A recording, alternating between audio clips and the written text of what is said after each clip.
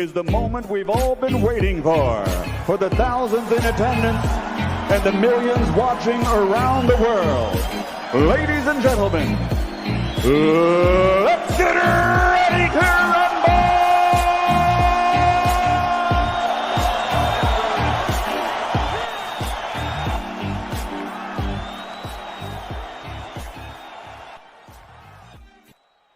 rumble! Welcome to Lessons for Life on Blue Monday, statistically the most depressing day of the year, apparently. Some people didn't believe me when I came up with that little fact, but it's something that people like to say. And I've got with me Rakin.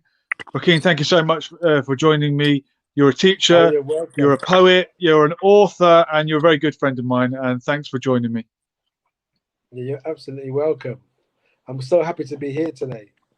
Well, it's a pleasure to have you, and it's a very important topic. I was actually inspired to do this by another friend who put out a video on Facebook, a very sort of personal, he called it a confession, talking about his own mental health issues. I'll play a little clip from it in a moment.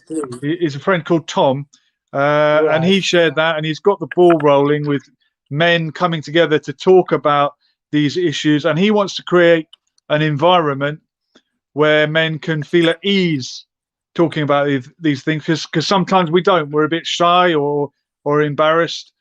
Why do you think men are so reluctant to talk about their state of mind? Okay, well, I think, sorry, just trying to get my camera. That's right. You've got a friend in the chat, Jamal Samiev, is saying Rumi's Cave. Someone recognizes you already. Cave. Yeah. Yes. Shout out Rumi's Cave. Yes. I think one of the issues for men is that we're not good at showing our feelings. And, for example, and even in the British culture, just growing up here, we have the idea of having a stiff upper lip. So, for example, when you have issues, when you have problems, instead of trying to deal with it, we just say, no, just get on with it. Just, bury yourself, and even in British culture, if you talk to, the elders, they will tell you, at the end of the war, we didn't moan about how things were. We just got on with it. Okay. And so, and you find this more with men, where when we have issues, we keep it to ourselves. And I say, women are really lucky. For example, you'll find with many women that even amongst their friends, they definitely have one or two friends that they can really like bounce off of. So when they have real issues, when they have real problems, they can go to their friends, sit down and really talk about it. With men, they keep their problems to themselves. And even, for example, in Islam, there's this saying when you meet each other and you greet each other, and then you say, "How are you?" And then the answer is Alhamdulillah. No matter what, right? No matter what. But okay. then sometimes it should actually be, "How are you?" Well, Alhamdulillah, Allah is great, yes, but I'm really suffering at the moment. Yeah, and you never get that answer. And that and this is what we need. We need to have that kind of truth, because sometimes you're going to be feeling down, right? You're not always going to be feeling up, and we have to understand that we go through many different emotions, and especially now on top of everything that we're going through right now, with the COVID-19, with the lockdown. Even I've had a few friends talk to me, and they're really depressed. They're having problems at home with their family. Many people have lost their jobs. They don't know, where their next pounds are coming from.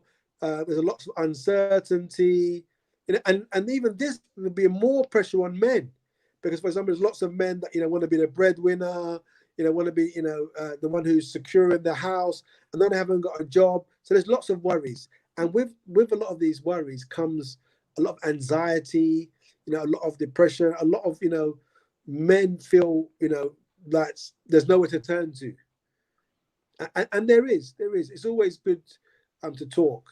Another massive issue that we have is that still, mental health is getting better now. It's not such a bad word to say now.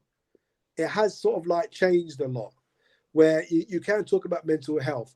But I think in this country, there's still a stigma around like going to a therapist, having a counselor, having a life coach, having someone that you can talk to about your issues, about your problems. There's still stigma around that. I mean, in other countries, it's fine. Everyone's, got their counselor. They go and talk about their problems. But here, we still have an issue that it's getting better, but we still got a long way to go. So when you said that about the stiff upper lip and how sometimes the British or the English don't want to show their emotion, I immediately thought of Gaza in the World Cup and how much respect he won by actually showing his emotion. For one, I think he might have been the first English guy to ever do that, and people really embraced him for it. So we shouldn't be afraid to show our emotion.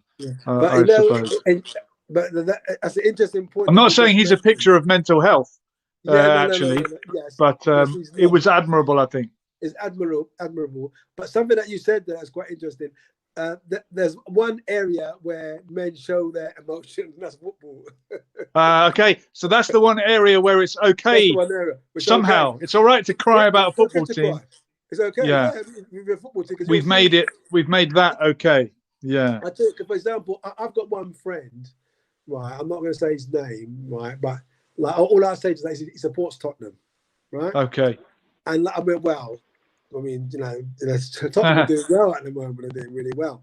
But so I remember every time they lose, right, you can't talk to him for a few days. You can't ring him. You need to leave him. Let it die down. Well, a few days later, you can call him. And he's here tonight. Fayez Bakhsh, welcome. How are Tottenham doing?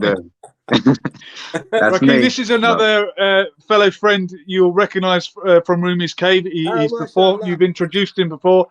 This is Fayez. He's another poet. He's an actor and an all-round good guy. Welcome, Fayez. How you doing? Thank you.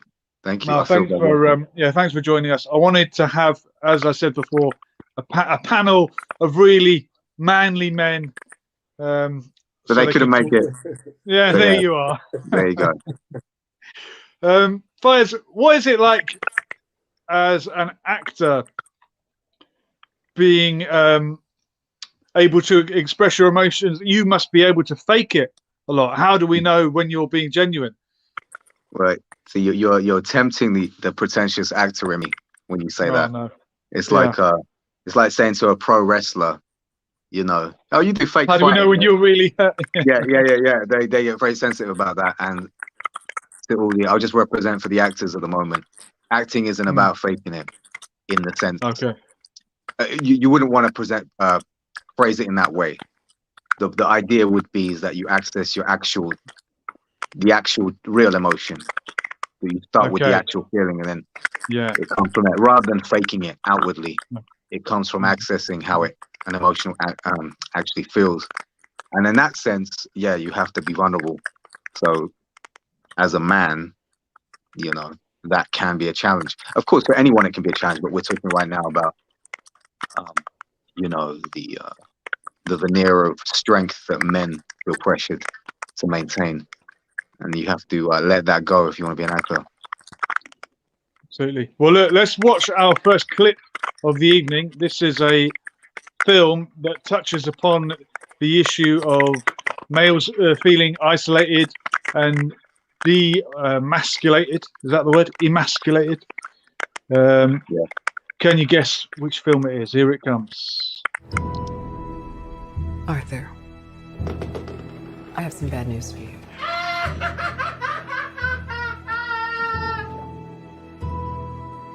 This is the last time we'll be meeting. You don't listen, do you? You just ask the same questions every week. How's your job? Are you having any negative thoughts? All I have are negative thoughts. And finally, in a world where everyone thinks they can do my job, Check out this guy. When I was a little boy and told people I was going to be a comedian, everyone laughed at me. Well, no one's laughing now. You can say that again, pal. That was, of course, the Joker, who goes to therapy and he gets told the bad news that this is the last time you're going to see me, and he loses his job, and then he gets mocked on TV. Rakin, have you seen the Joker? No, actually, to be honest, I haven't seen the Joker. So. Okay, well, spoiler alert! It's about a guy who goes a little bit off the rails. Why would you say that is, Fayez? He's not accepted in society. Yeah, he's one of the forgotten ones. Essentially, a lonely man and let down by the system. He gets allowed therapy, but ultimately that doesn't do him any good. He's got no real support system, and he's a very vulnerable guy. And then what happens is, the crescendo of all this is that he decides to take matters into his own hands, which is a dangerous thing for a vulnerable person to decide to do. And then he becomes the supervillain, which is obviously a heightened reality. But the commentary is valid, I think. The commentary about how it's not just a problem for men or a problem for an individual to feel lonely. It's a problem for society. If you've got too many lonely people, it's a dangerous thing, and it can destabilize everything. It's something that everyone needs to take responsibility for, not just because it's nice and it's good to check in with your mates, and because it's fashionable to download the Calm app and do some meditation, not just because it's used these good practices, but also just the bigger picture. It would be dangerous to neglect that, because I would argue that almost everything you see, especially certainly in the Western world, could be attributed to a certain kind of mental illness en masse. Like, you think about the stuff that was happening in the White House. In fact, the political climate in general. I'm not even interested in the ideas involved in the political discussion as much as I'm interested in the mentality or the psychology of the individual who hold these ideas. Like, there's a mental illness, that's rife, that animates people to take whatever tribe they're in, red, blue, whatever, and decide that's it. They're going to become personal revolutionaries and do ridiculous things because they've got nothing else going on in their life. You do any kind of psychological profile of these people. We're talking about, the ones who lead these fringe movements to kind of overthrow the government, or these fringe movements against Islam, or these fringe movements that, are championing a militant brand of Islam, whatever these fringe movements are. The protagonists, the main people, often are lonely people who've got nothing else going on in their life. And so they take up an ideology. It gives them purpose. It gives them meaning. So the problem was never the ideology, in my opinion. It was the psychology, the mental state of the person who was exposed to the ideology. So I think a film like The Joker is great exploration of that stuff.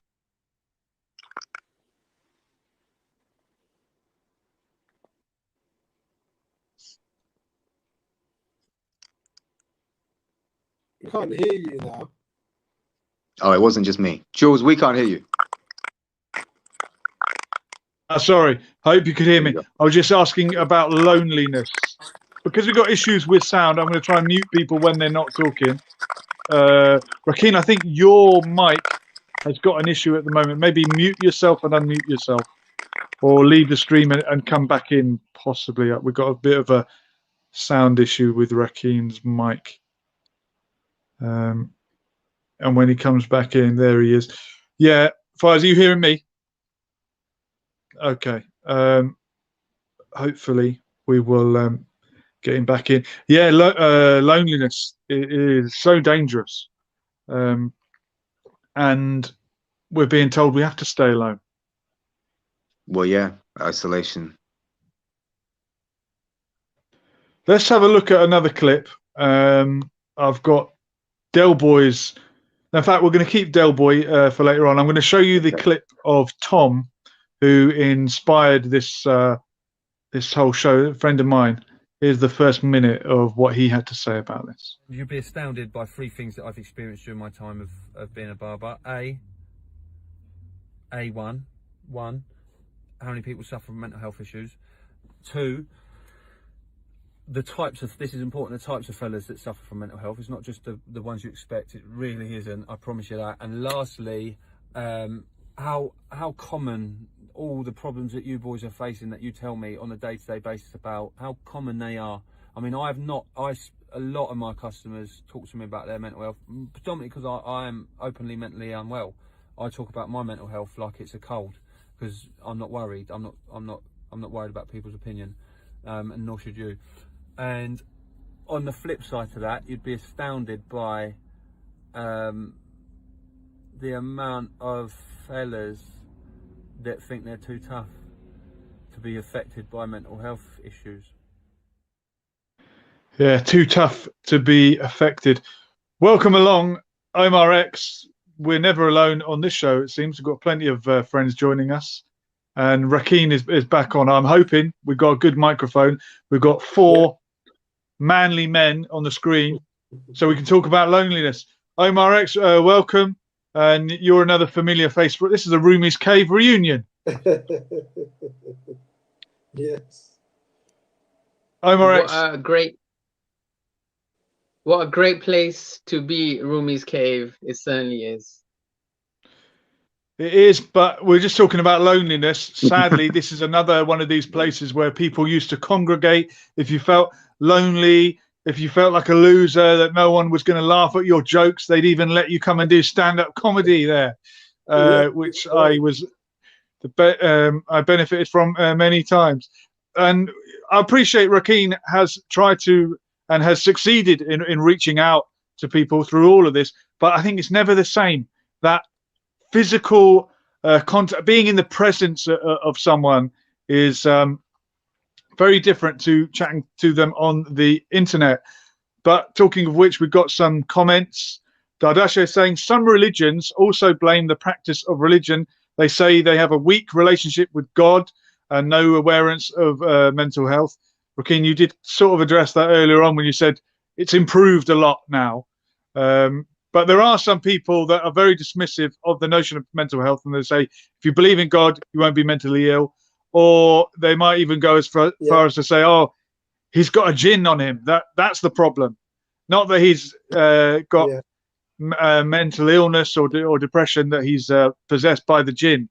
But this is not a. It's a different. It's applying religious logic to everything. Sometimes there's a different answer. So I don't know if you want to just maybe give us your take on that. Yeah, that's quite an interesting point, because to be honest, I usually think that people of religion, they kind of they do deal with situations religious logic in a kind of sometimes more better way. Yeah, because they have like they have patience, for example, and also like, for example, in Islam, we're extremely lucky to have something like the prayer, the salah, which actually brings peace, and also as well we have that understanding of being tested. Okay. Because as Allah says many times in the Quran that this is a test and you will be tested. So we have that idea of being tested and stuff. So that side, I think like Islam, religion, it can help a lot, because prayer definitely can help. I think the bad side is what you mentioned, Julia, when you said about that sometimes people do have mental health which needs to be like diagnosed, and they need to get medicine. And sometimes, that person might just go to their family, and their family might just say, "Oh no, you've got a jinn," which actually is not always the case. That can be a big issue, because for sometimes it's not actually jinn, it's just mental health, and that person needs to get professional treatment. I've said it before, even in the Arabic language, Majnoon, the word for crazy, comes from the jinn, taken by the jinn. I believe that is the etymology. So maybe some people take that a little bit too literally. on the topic of the movie, Dardasha saying the movie left me feeling upset and depressed on that night. Yeah, it was a very raw and cold film, The Joker. And we've got H Case is in the building. Welcome. Thank you. I'm going to show another clip now, and this sort of resonates with what you said about the prayer, and prayer being something that is a duty for the Muslim. And I always think if you're focused on getting that done and achieving your 5 prayers a day, you might not have time to worry about other things. It's going to give you, that's your main focus, and everything else is kind of like not unimportant, but not as important as sort of maintaining that connection. I don't know if that resonates with you gentlemen. Omar X, I want to bring you in. Yeah, I mean, I agree. I think prayer is an amazing thing. I never saw its true value, if I'm brutally honest. I just saw it as almost like Islamic yoga going up and down. But I didn't understand how great it was. I didn't understand the benefits it had until I got to at the age of around 40. I thought to myself, hey, this is really incredible if someone is to partake in it. I worked in Saudi Arabia, and many a time over there they take their prayers very, very seriously, in particular in Ramadan. And I was there many a time, maybe 20, 30 different visits from the UK. And I really felt, and I can understand truly what Rahim is saying there, that it really can affect the heart. And it's not just praying, it's more like a trance. It's a relaxation. It's almost like when we used to smoke cigarettes or do anything else. It's almost like that. That would give us smoking. When I was smoking 40 a day, every time I lit a cigarette, it would give me relaxation. I kind of like understood it's something almost similar. Praying is a similar thing to caffeine, to an addiction, to greatness, I felt. Certainly a habit, but should be a good habit, right? Well, yes, it's one of the if you're referring to cigarettes is obviously a terrible habit, but if you can turn that around and do something positive. I think you were saying in one of your other shows that Tyson Fury he's got an addictive personality, and he uses that. He took it away from all this booze and cocaine and everything else he was doing, and now he's addicted to the gym. I myself also have an addictive personality, and so I have to be very careful with what I enjoy, like the hookah, the shisha. People smoke, they say it's nothing, but it only has a tiny bit of tobacco in it. But I took a drag in the shisha bar, and I knew that if I take one more drag, I would be hooked on this. So I had to put it down and walk out of that place. But for some others, they may be able to continue smoking that. But personally, for me, and maybe for some other people, we have to stay back, and we have to keep our focus on goodness, on gym, on reading, on dieting, on something else, rather than even thinking of starting bad habits. Well said, that man. Rakin, I don't know if you want to pick up on addiction. I think what Omar said is quite interesting about having like addictive personality. I think it is important for all of us to actually really sort of get to know ourselves, know our strengths and know our weaknesses. And so, like for Omar, I think what he said there, what I thought was good, which is showing he has a kind of like a deeper understanding about himself. Is, he said when he went to the shisha and he took one drag, and he knew that if he took another drag, then afterwards he'd be addicted. And it's important for all of us to actually know about ourselves, know our weaknesses, know our strengths, because then once we know our weaknesses and know our strengths, then we know how to heal. And there are some things that all of us should be actually doing actually for better mental health, like for example doing exercise. Especially in this kind of situation where we are in lockdown, getting out, okay, for example, I'm like almost, I love to go to the gym. Gym is like my sanctuary. If it's not doing salah, Like going to the gym, I love working out. You know, after 20 minutes, and you feel the endorphins, the natural high. I love that. But now all the gyms are closed. So, but what I've taken up, which is very powerful for me, is like cycling.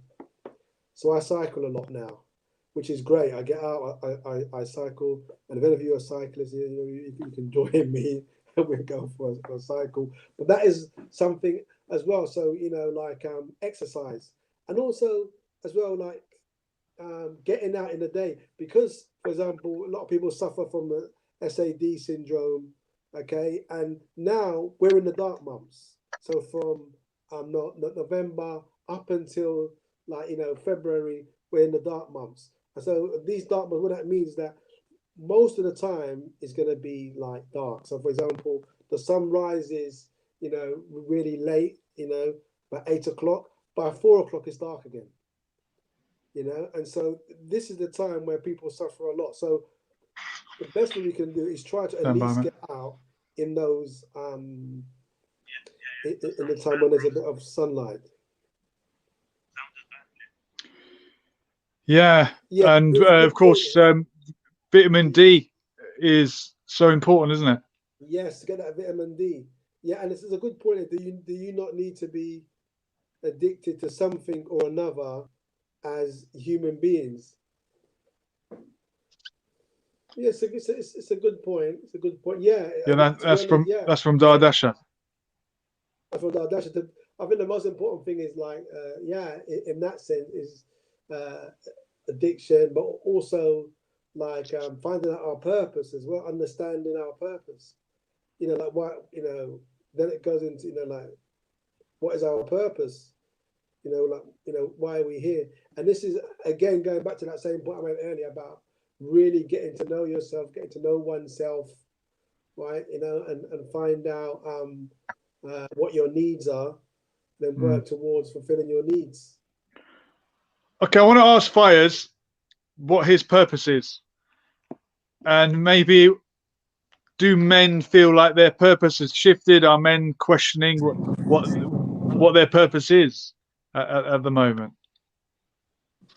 Shouldn't we all question what our purpose is? I think that's a very healthy, worthwhile question to ask ourselves. But what if we never come to a conclusion? Maybe that's not a problem, as long as, to me, the pursuit of purpose, great things come from that. You know, the pursuit of meaning. You know, the great works of art, great literature, great film is about that. That makes you an earnest person if you're genuinely pursuing meaning. And I don't see a problem with. I'd say it's more of a problem if someone never questioned their purpose. That would be concerning. Okay, yeah, maybe there's people just plowing through life without really feeling like they've got any purpose. Maybe that would be even worse. Let's have another little clip. Now, we haven't seen Del Boy yet, have we? No.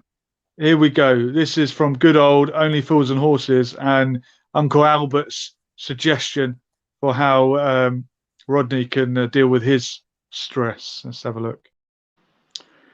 Okay, the idea of the counter worry as a solution to the problem. This actually resonates with me because I think in life it's very easy to cope with one big problem. If you have lots and lots of little niggling problems, that's when you can start to feel overwhelmed and you're spinning too many plates. One of the most peaceful night's sleep I ever had was in 2014 when I spent a couple of days in prison in Lebanon, and there was absolutely nothing I could do about the situation. And for the first few hours, we were worried about how we're going to get out. Oh my God, what kind of a situation is this? But when I finally realized, well, there's nothing I can do but wait, and that's all I have to do, I was absolutely like in the eye of the tornado, and I was really calm, really peaceful, and I wasn't really worried at all. So is having one big, this comes back to what I was saying about the prayer or worshipping the creator or finding the purpose in life. If that's your one big worry or concern, does everything else just start to sort of flow? And the other analogy I make, Fayez is a fellow martial artist.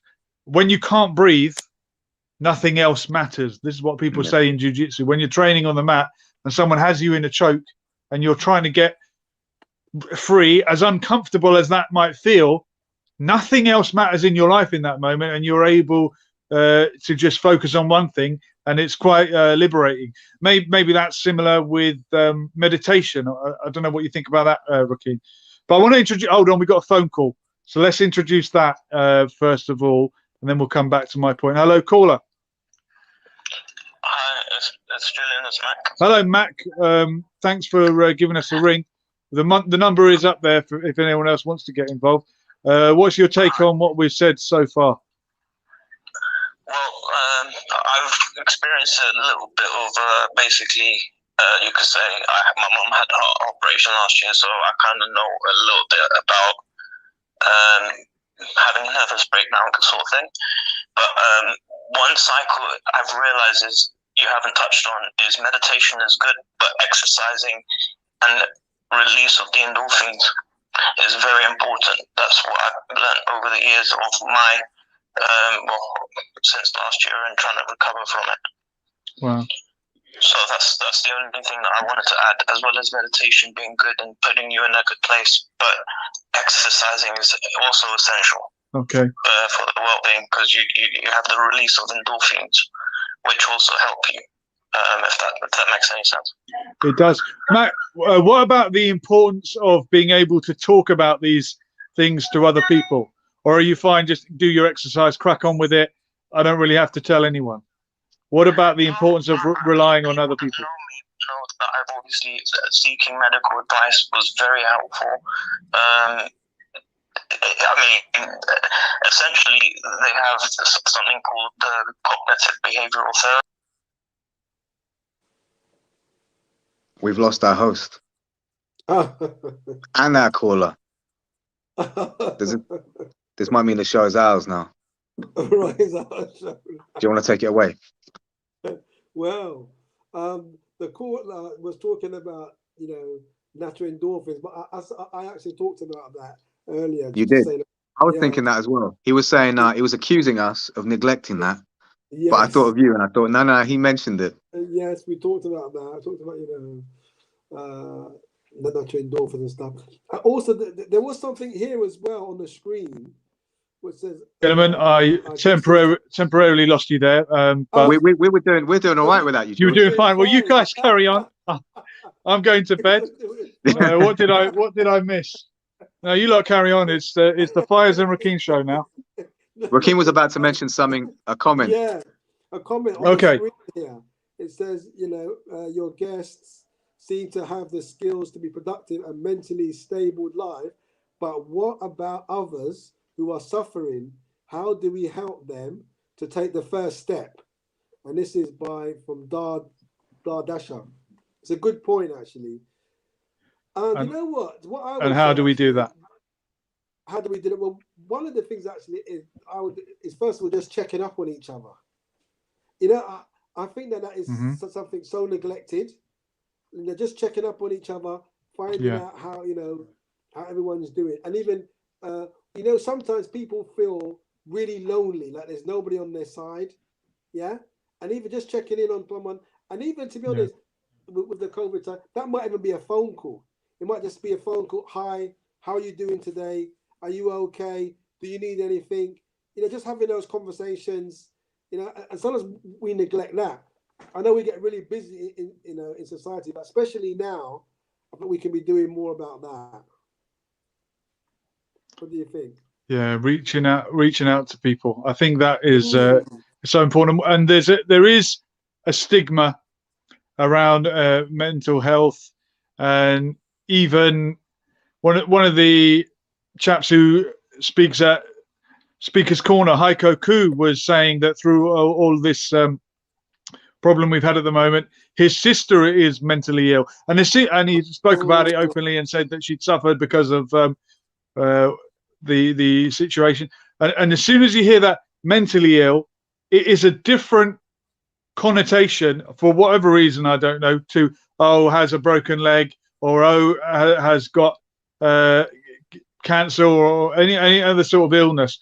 We kind of put it in a different, or I do, and this is confession time. Maybe I shouldn't. It should be exactly as Tom was saying in the video. I talk about it as if I've got a cold, and maybe we shouldn't speak about it in terms of you're either mentally ill or you're not. Maybe we all have a level of mental health, and we can be doing well, and we, at other times we might not be doing so well. So maybe not to think of it in such binary terms. Absolutely. More that you can be doing well, maybe not so well, and we're all somewhere on that spectrum, if that makes sense. That makes 100% sense. That it's on a continuum, and sometimes you can be further down one side, sometimes you can be further on the other side. Yeah, we're on a continuum, and it's really important because, especially now with COVID, I think it's affected all of us. Everyone will be affected by this situation of not being able to go out and socialize, not being able to go to meet your friends in a restaurant or wherever you go. All of that, it affects all of us. Yeah, all the things we used to take for granted, and I just hope this doesn't go on much longer, because the next generation coming through are going to miss out on so many social skills and socialization if we go towards a society that never meets up in a big group, that doesn't hug people, that doesn't do any of the things that used to be normal. But we can, well, maybe that's for another show. I did want Omar X to read us a poem, but we haven't got him on the screen. So if he's watching and he wants to come back on, I thought he might have had a poem to share with us. Oh, wait, here he is. Omar. Yes, sir. Do you have any poetry for us tonight to cheer us up on statistically the most depressing day of the year, apparently, although not everyone believes it? Well, I wouldn't say to cheer you up. I mean, it's difficult to do a stand-up show that's with the three people. No, cheer you up is probably a very insensitive thing to say, because that's not the way to address these issues. I think cheer up. That goes back to stiff upper lip, isn't it? Well, no, I understand what you meant, but reach out to your friends and tell them to cheer up. Cheer up, mate. Yeah. No, to make us think about the topic. Okay, so in my life, I don't know where to start with my life. I would say start at the beginning. We've got all night.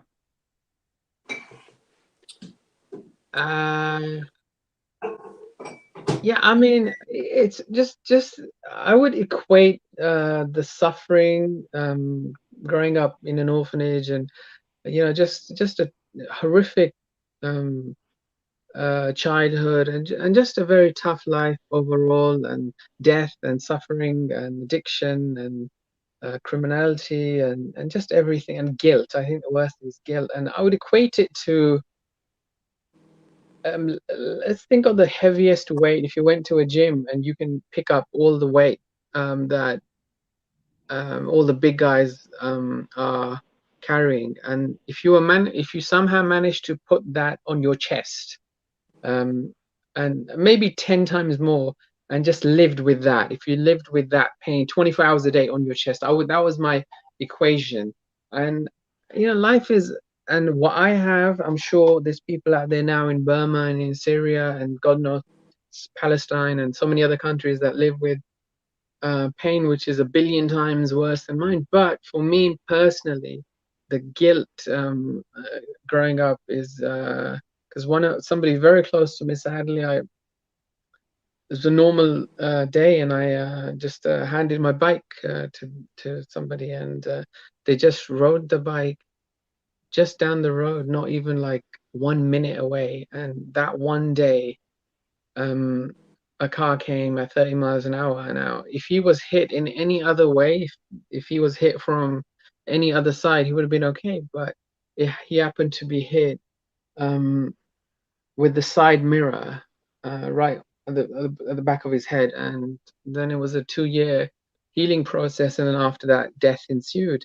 Which is, so that guilt, I think that's another thing we haven't mentioned on this show, that sometimes, you know, the guilt is so unbearable. So living with, why did I give him the bike? Why did I send him that way? What could I have done? And, you know, living with that is unbearable pain, unspeakable, unbearable pain that unfortunately we live with guilt. But that's the name of the game. That's the name of life. And, you know, if there's nothing that you can do, there's nothing that you can do. So my poem that I'm going to share with you is regarding the, like, we know there's good people out there, and, you know, they say that it takes good people to do nothing for evil to succeed. And, you know, but we also know that there's bad out there. But let me ask you, where does that evilness or that bad living or that bad attitude, where does that come from? Were those people born evil, or were they trained to be evil? Or was evil evil? So thinking of that, if you look at all the even in Ireland, the organizations that were really bad, and when they took out Mountbatten, Prince Charles said, "This is insurmountable pain. I can never get over this."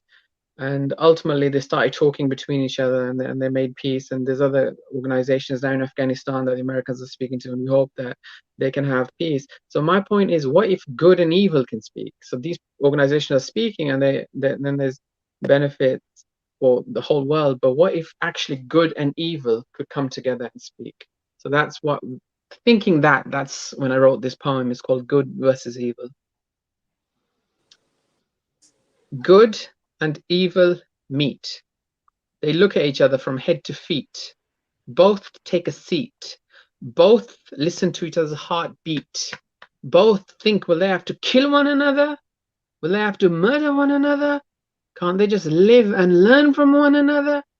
They look at each other, knowing that they can never really see one another, knowing that there's no use to cry, as they both know no matter what they do, they can never die. Good and evil start walking together. Good and evil start working together. Finally, peace on this earth. Good and evil are now helping one another. Finally, peace on this earth. As they're walking, it starts to rain, and they look up and see walking to them pleasure and pain. They all refrain from meeting pain, but evil runs to pain and says, "Look what they made me do. Look what they made me do." And now I share these words with you, but in reality, what good will they really do? All four agree that their meeting was indeed fate. That's when they look up and see walking to them love and hate. All four stop. All are now nearing, all are faring, all are pain bearing. They all part ways, never to be seen again. But before evil went, it said, "Oh, my dear friends, may you go in peace. May you go in peace. May you go in peace." Thank you. Lovely. Wow. Lovely. Superb. I'm giving you Now, the click. I feel like I'm back in Rumi's cave. Yes. Can I Wonderful. share Yeah, please do. Here we go. Poetry night. Absolutely fantastic. Omar, thanks so much for doing that for us, mate. We should have had you doing poetry on this channel a lot more than we have done. I've been wasting your talent. Rakin's got one, right? Yeah, so this Fayez, get ready. I'm joking. It's a new day. And also, just to let everybody know that if you want to, you can get my poetry book, which is out now, which is Third Eye Open by Rakin Niass. You can get it on Amazon. Okay, so I will put that in the link. But yes, please. On another night, we'll do a whole show on that one. I hope. But I'll put the link to that in the description. Yeah. What was it? Third Eye Open. Third Eye Open. Yeah. But this one is something new, brand new. That I just wrote reflecting on our time now. So this is actually the first time that I'm performing it actually. Oh So wow, we it's got an called It's a New exclusive. Day. It's an exclusive. It's called It's a New Day. Here we go. It's a new day. It's a new world. Every time I open my eyes, the world's changed. I feel disorientated and disarranged. Every day I leave my home, the world feels strange, but it's a new day. We're under attack from a deadly virus, and we're under attack from a pack of liars. Who's telling the truth and who's telling lies? Everybody is confused. The world is polarized. There's a lack of truthfulness, a lack of clarity. Bosses with big bank accounts, the formality. But it's a new day. Open up your eyes and smell the coffee. Meditate to reach a higher frequency. I turn the pages of an ancient scripture, produced in Arabic script, heavily dripped, like honey trickling from the spoon. I'm eager to consume the light that it perfumes into any craving heart, seeking guidance. But it's a new day. Mystical like a dream, the Sirata Mustaqim, the a luminous path only trodden by a few. The masses are astute, missing the mark, digging in the dark. But it's a new day. There is power when we pray, reaching beyond the skies, aiming for that which is eternal, craving for the kernel. You know the power is internal. Connect with what lies between your shoulder blades. Come forth naked, free from the charade. When we're dealing with Allah, there's no space for counterfeit. Leave your ego at the door so you can profit. Because it's a new day. Thank you. Wow. And that was an exclusive here on Lessons for Life. Thank you so much, Rakin, author of Third Eye Open. And make sure you subscribe, hit the notification bell, because Rakin will be back soon to tell us about the book. Now, that was a brilliant poem that really sort of sums up where we are at the moment with everything new normal, new day. Yeah. Well, gentlemen, that's all we got time for tonight. You guys stay there because I will speak to you after assembly. Don't go anywhere. To the viewers at home, thank you so much for joining us. Reach out to a friend. Reach out to somebody that you've neglected. No, don't tell them to cheer up. Oh, okay. Just be there for them. Don't be like me. Have a little bit more tact. Be sensitive, and we'll do it all again soon. It's been Lessons for Life. Thank you, Fayez Bakhsh. Thank you, Rakin Niass. Thank you, Omar X. We were here, and we are gone. Latest.